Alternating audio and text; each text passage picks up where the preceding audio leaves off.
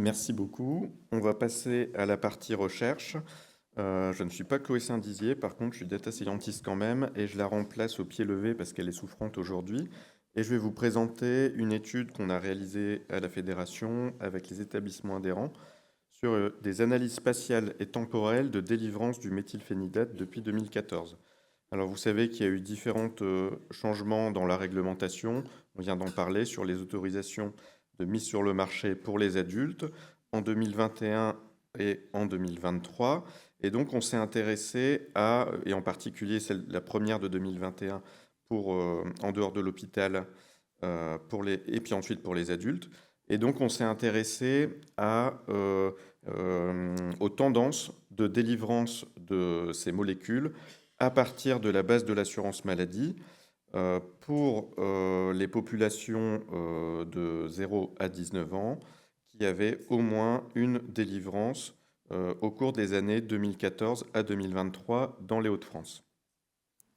Alors l'objectif, c'était de quantifier l'effet immédiat et à long terme du changement de législation, et pour ça, on a utilisé un modèle de série temporelle interrompue sur le nombre hebdomadaire de personnes qui allaient chercher la molécule en pharmacie d'officine.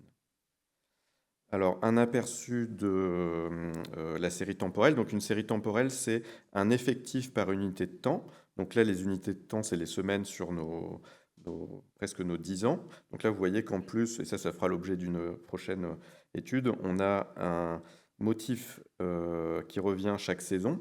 Donc on voit les pics vers le haut, les pics vers le bas en fonction des vacances scolaires. Et on a ici notre point de rupture au changement de législation. Et avec la méthode de série temporelle interrompue, on peut mesurer une tendance avant le point de rupture, un saut vers le haut ou vers le bas, ici vers le haut, au moment de la rupture, et une nouvelle tendance après le point de rupture. Et donc on avait un effet immédiat de plus 10% de personnes qui recevaient la molécule au moment de la rupture. La pente avant la rupture était de plus 0,14 par semaine et plus 0,23 après la rupture. On a ensuite fait une analyse spatiale et là on se demandait si le changement de législation avait eu la même répercussion sur la région en fonction des unités spatiales. Et pour ça, on a utilisé un modèle BIM2 à 2 points dans le temps. Et donc, on a à gauche les consommateurs, le changement de consommateurs avec une surprévalence sur les zones en orange et en rouge et une prévalence plus légère sur les zones en bleu. Et à droite, en fait, c'est juste l'équivalent du petit p, c'est-à-dire un indicateur statistique qui nous dit que la différence est vraiment significative. Et donc on voit qu'au niveau national, on a des zones qui avaient une surprévalence et des zones qui avaient une sous-prévalence. Et on a adapté ce modèle en faisant une régression écologique, c'est-à-dire qu'on a pu ajouter une variable sociodémographique qui était le revenu médian dans les communes des personnes qui allaient chercher la molécule en pharmacie. Et donc on a utilisé les quartiles de ces revenus médians de communes et on a pris comme référence le quartile le plus élevé, donc c'est-à-dire les communes avec les revenus les plus élevés. Et ce qui est intéressant de noter, c'est qu'en 2014, c'était les communes avec le revenu médian le plus faible, qui étaient celles qui avaient le plus de délivrance. Donc on a un odds ratio inférieur à 1, c'est-à-dire que c'est protecteur. Là où en 2023, c'était les communes avec les revenus médians les plus élevés qui avaient des personnes qui recevaient le plus le méthylphénidate. Donc il y a un changement de délivrance, enfin de population qui reçoivent le méthylphénidate. On a ensuite fait une analyse spatio-temporelle pour pouvoir comparer cette répartition dans le temps. Et donc là, on a en rouge, orange, les départements pour lesquels il y a eu l'augmentation la plus importante, et en bleu, les communes pour lesquelles il y a eu l'augmentation la moins importante.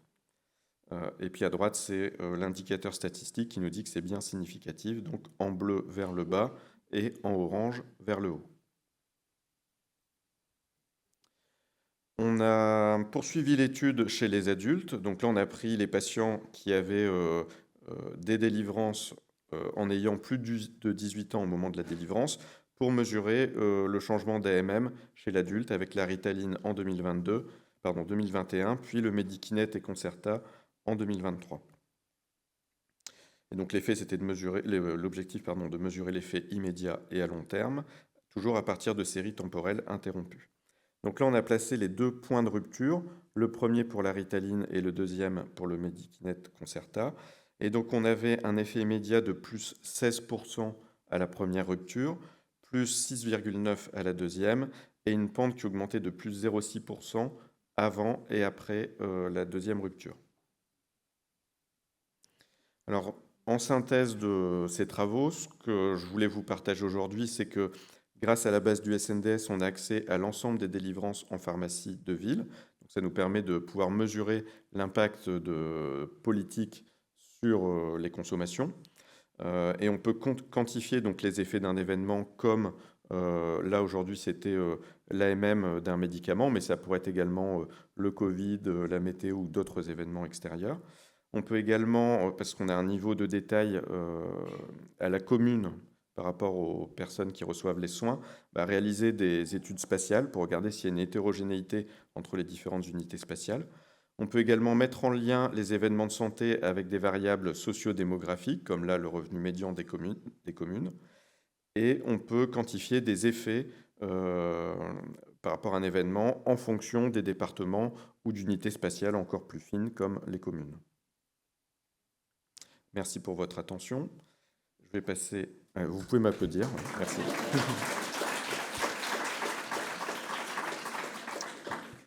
Et je vais passer à la présentation suivante.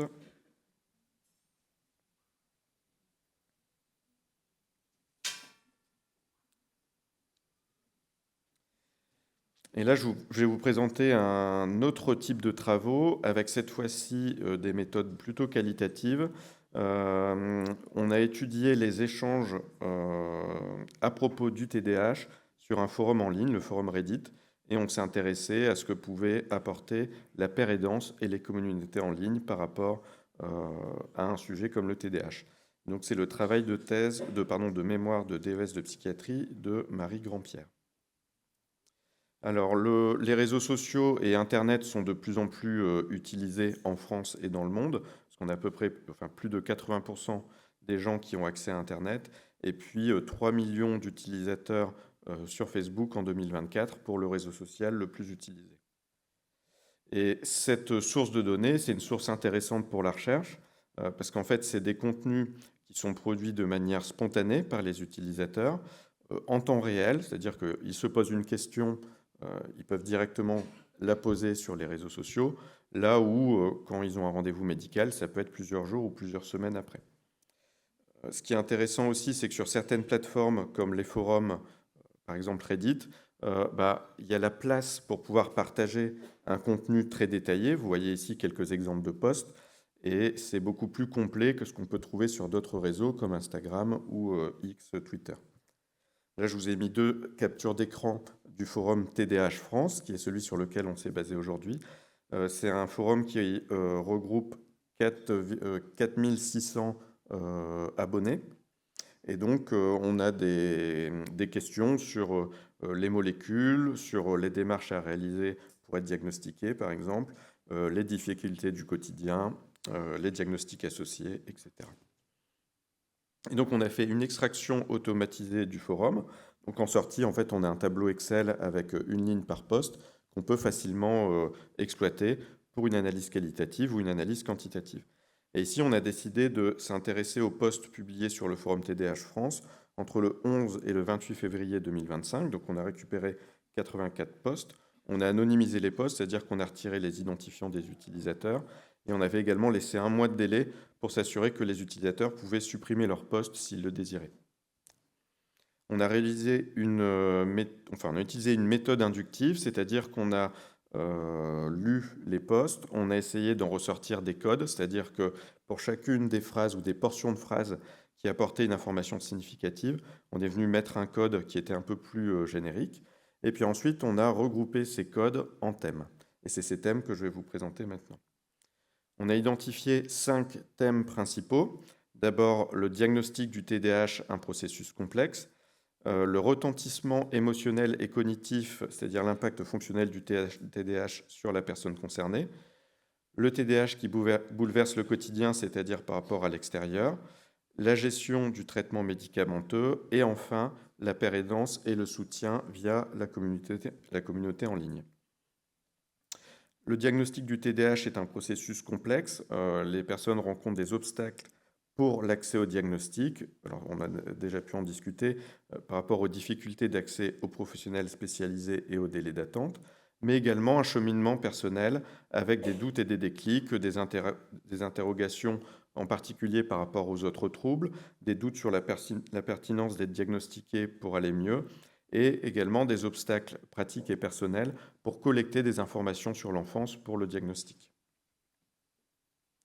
Alors c'est un processus complexe parce qu'il y a également d'autres comorbidités qui rentrent en jeu et qui complexifient le diagnostic, par exemple les troubles anxio-dépressifs, les troubles du sommeil, les conduites addictives, et puis il y a des intrications entre le TDAH et les autres TND.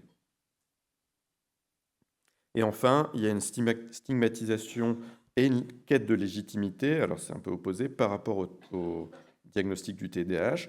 Je vous ai mis ici deux exemples de verbatim qu'on a pu retrouver sur les forums. Une peur de parler du TDAH aux proches, parce qu'il y a la peur d'être jugé, et la peur, par exemple, de ne plus avoir le traitement, parce que du coup, il n'y aurait plus une légitimité d'avoir le diagnostic. Le thème numéro 2 portait sur l'impact fonctionnel du TDAH, avec une répercussion affective dans le quotidien, une labilité émotionnelle, un épuisement relationnel, et quand même un apaisement post-diagnostic. Après le diagnostic, je pense enfin avoir la réponse à la majorité de ma vie, et ça me soulage un peu. Des altérations cognitives et un impact fonctionnel au quotidien. Alors ça, c'est les symptômes du diagnostic, donc une difficulté de concentration, hyperactivité mentale, procrastination. Et il y a aussi pas mal de posts intéressants sur les stratégies de compensation qui sont partagées pour tenter de maintenir un fonctionnement stable au quotidien. Du côté de l'environnement, on a un TDAH qui bouleverse le quotidien pour la gestion des tâches et l'organisation, mais également avec une répercussion sur les relations sociales et affectives, et un impact sur la sphère scolaire et professionnelle.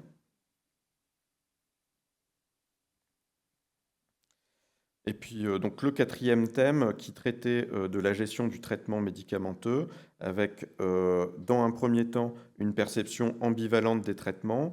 Je suis convaincu que je vais trouver un traitement qui me convient, et la prochaine étape, c'est telle molécule. Mais également, j'ai entendu parler qu'avec le Concerta et la Ritaline, il pouvait y avoir des problèmes cardiaques à terme. On a une ambivalence avant le traitement. Et puis une fois que le traitement est mis en place, on a une efficacité ou une déception. Je n'y croyais pas et finalement, j'ai trouvé et résolu ce qui me bloquait depuis tant d'années. Ou alors, je me permets de partager mon vécu, le traitement ne s'est pas bien passé du tout. On a également des posts qui partagent des réactions aux effets secondaires du traitement et également des stratégies d'ajustement du traitement. J'ai essayé de prendre la molécule à 10 heures et je vais la reprendre à 15 heures pour éviter que le crash débute en début de soirée. Je me demandais si vous aussi vous étiez passé par cette phase de tâtonnement. Puis il y a également des alternatives qui sont proposées aux médicaments, les psychothérapies et approches nutritionnelles. Passons au dernier thème, la pérédance et le soutien via la communauté en ligne. Alors déjà, les participants rapportent une réassurance et une mobilisation vers les soins grâce à la communauté en ligne. Je vous remercie d'avance car je sais qu'à chaque fois, vous me faites avancer de dingue. Donc ça, c'est voilà. Suite aux questions, les gens remercient la communauté. Il y a également un partage d'informations, du soutien et une entraide à travers les échanges entre les pairs. Bonjour à la communauté, je m'adresse à vous, je vous partage ma question, je cherche telle info, est-ce que vous savez où je pourrais trouver telle information? Il y a également des récits de vie et des témoignages qui sont partagés comme des leviers de compréhension et d'acceptation. Je vous écris car j'aimerais avoir votre retour ressenti à propos de mon expérience récente, et également une articulation entre père aidance et suivi médical. Donc voilà, on m'a prescrit telle molécule, telle posologie, qu'est-ce que vous en pensez? Quel est votre retour, votre expérience? Alors, ce que je voulais vous partager à travers cette présentation, c'est que sur les réseaux sociaux, on peut exploiter des témoignages qui sont spontanés et riches en informations, différents des témoignages qu'on peut collecter dans les établissements de santé, parce qu'en fait, les personnes sont face à la communauté et pas face à des professionnels de santé. C'est des sources de données qui sont intéressantes pour la recherche, en particulier pour le TDAH. J'ai vu pas mal de posts sur les stratégies d'adaptation, sur l'observance par rapport aux médicaments, sur les effets indésirables. Dans les études à venir, on pourrait dresser un top 10 des questions les plus fréquentes, et puis du coup produire des ressources, un livret avec déjà les réponses prêtes. Et puis on a une étude en cours sur les réactions à l'annonce du diagnostic TDAH chez l'adulte. Si vous souhaitez travailler sur cette source de données, n'hésitez pas à nous contacter. Merci.